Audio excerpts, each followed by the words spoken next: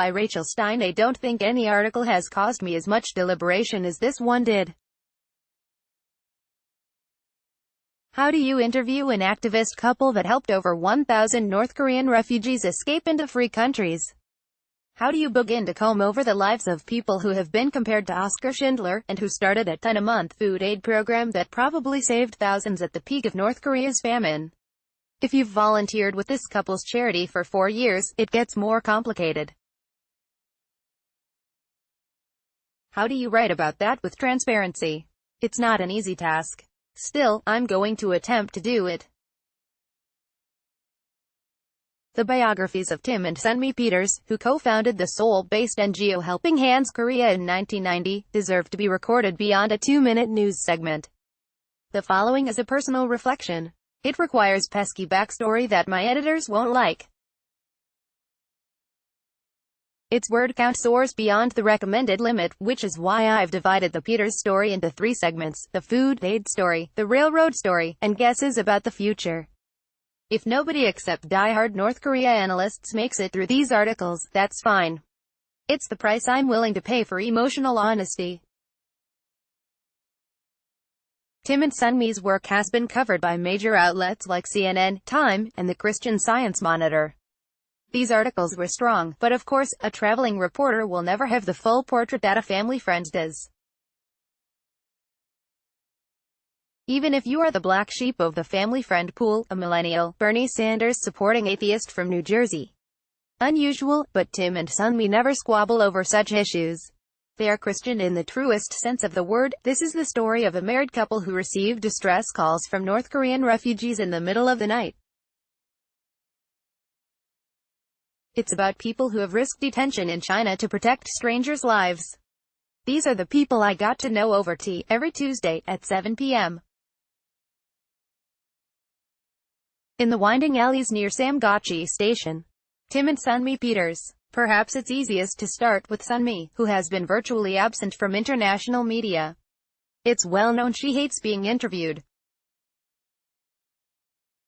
When I proposed this article, she looked at me solemnly, responding with a single word: no. I've always been surprised by this, especially considering her incredible precision when it comes to analysis of North Korean affairs. At Helping Hands Korea's weekly catacombs meetings, she usually oversees the preparation of vegetable seeds for transport into North Korea.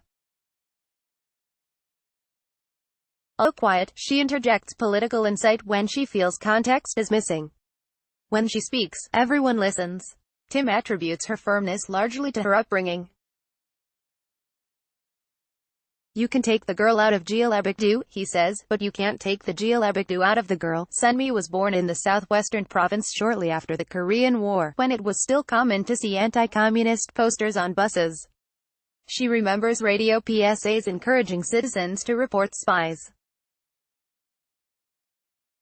Once a month, her school had an air raid drill, complete with students scrambling underneath their desks. I used to walk 10 miles to get to my grandparents' house back then, she remembered, over her kitchen table. We used to run past the military boot camp as kids, and hear the gunshots. We would get freaked out, cover our ears, and run. Here, Tim laughed. Well, I mean, it wasn't really dangerous, she clarified, but you know how kids are. We got freaked out. Sunmi sees the hyper-modern Seoul of 2018 with its neon lights and 24-hour internet cafes, in stark contrast to the quiet province of her childhood. Perhaps most of all, she misses the night sky. I remember back then, in Jeollabuk-do, you could see a lot of stars. But you can't see them anymore. It's all city now. Sunmi pauses over her coffee. North Korean refugees say they miss the stars, and I do, too. I can relate to them in that way. Deeply religious, Sunmi became a Christian in her late teens. Perhaps this is what made her such a strong romantic match with the young Tim Peters, who arrived in Korea in May 1975. When Tim landed, he was 25. He had been a Christian missionary in the U.S., Argentina, and Venezuela. Korea was the furthest he had ventured from his original home in Michigan. He married Sunmi shortly after meeting her. Before long, the couple was traveling the Pacific, where they became dedicated tent-maker missionaries. They traveled to several island nations, and eventually made a more permanent home in Fukuoka, Japan. By 1993, they had 5 children. 1 year later, U.S. President Bill Clinton would seriously consider bombing the DPRK in retribution for its pursuit of nuclear weapons. Although Clinton's attack never came, political conditions still aligned so that North Korea would suffer greatly. In mid-1990s, the Peters first noticed news reports claiming the country was suffering food shortages. What we didn't really know at the time, Tim said, was how severely North Korea was impacted by the fall of the Soviet Union. Patronage from Moscow was over. There were news reports about the famine in the DPRK, but nobody really understood how bad it was. Sunmi added, well, the government knew, but not the people. Nobody outside knew what was going on, not really. What they're referring to here is the North Korean famine of 1994 to 1998, something defectors and long-term activists struggle to encapsulate in words. Known as the Arduous March, in North Korea, it's estimated that about 3 million people died in this 4-year window. If you're a North Korea analyst in your 20s, it's virtually impossible to not have peers who are physically stunted because of the arduous march. This is the dimension of DPRK analysis I feel most uncomfortable in. Military numbers and statistics? Fine, I can swallow my nerves, show up at a TV studio, and, looking horrendous because I don't own any makeup, blather on about Libya's effect on Pyongyang's nuclear policy. But when you're listening to seminar attendees ask panelists questions about the arduous march, words become hotter in your brain. Flashes of your friends' disfiguring injuries rattle in your skull. Suddenly, it becomes hard to concentrate on what the cue. Aren't there enough gruesome documentaries on YouTube about this? You snarl to yourself. Does everybody have to keep bringing this up? Tim and Sunmi field these questions with unfailing grace and composure, something I aspire to, but will definitely never achieve. My highest form of measured self-expression comes in the form of memes and internet snark. With infinite patience, Tim and Sunmi explained in detail how their NGO began to mobilize during the famine years. Their Christian work soon became almost exclusively focused on North Korean human rights. South Korea, by Tim's reckoning, had advanced so far beyond the mid-70s, when you could still feel post-war repercussions in the economy. They had the Olympics in '88, and Korea was fulfilling its role as one of the Asian tiger economies. As Christian aid workers, we had to move on to the greater need. In August of 1996, they returned to Korea after 3 years of Christian volunteer work in Japan, including relief efforts for the Kobe earthquake. They founded the 10-a-month club, which raised $250 each month to buy corn for North Koreans. The program was partially inspired by Romans chapter 12 verse 20, which reads, "If your enemy is hungry, feed him. If he is thirsty, give him something to drink." Tim and Sunmi stand on a Chinese bridge with North Korea in the background. The 10-a-month club was financed by small fundraisers held in Seoul's major hotels, including the Chosin, the Swiss Grand, and the Hilton. Hilton manager Bernard Brender was a particularly stalwart ally in the long campaign to keep food aid flowing. While the program always hit its $250 a month goal, navigating North Korean bureaucracy proved difficult. Nothing was systematic or regular, Tim said.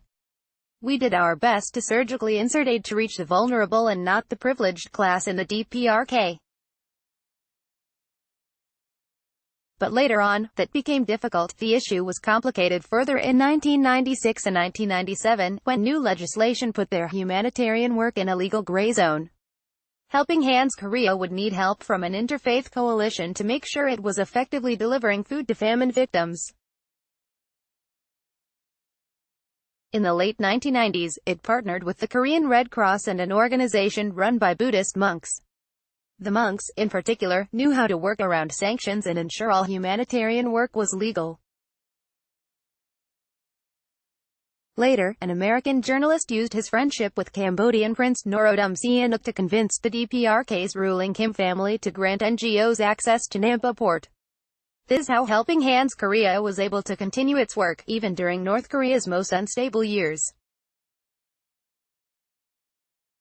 Looking to meet trustworthy field partners who could collaborate with the 10-a-month club, Tim and Sunmi soon began trawling China's Korean indigenous region, Yunbian, near the North Korea border. There, the raw impact of the famine was impossible to ignore. Almost every day, the Peters were confronted by roving North Korean street children, locally known as Kochebi.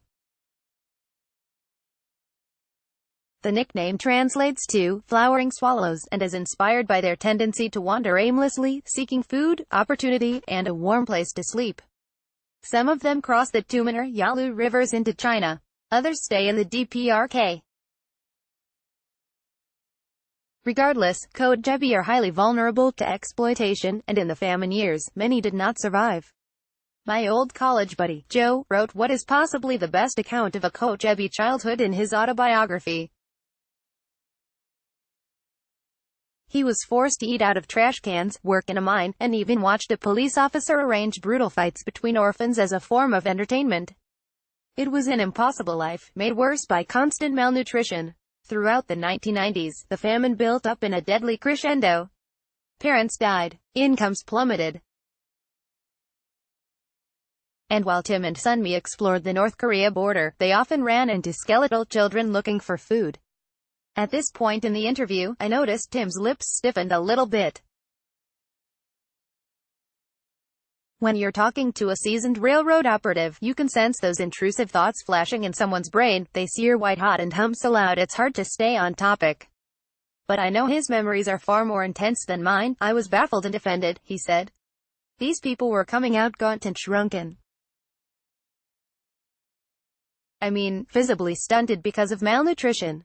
All the big players in the humanitarian world were missing. It was small groups only _ stray Christians, Buddhists, or secular groups. People thought it was politically awkward to get involved, so the big players just sat in the bleachers and watched. This is how Helping Hands began its underground railroad operations. At the occasional risk of arrest, Tim and Sunmi began providing fundraising and logistical support so North Korean defectors sheltered in China could escape into free countries. In 22 years of operation, and in close partnership with field activists, the NGO has helped well over 1,000 people escape. Next week, we go underground, and look into the massive activist network that saves lives even today. You can learn more about Tim and Sunmi's NGO, Helping Hands Korea, at their website, helpinghandskorea.org.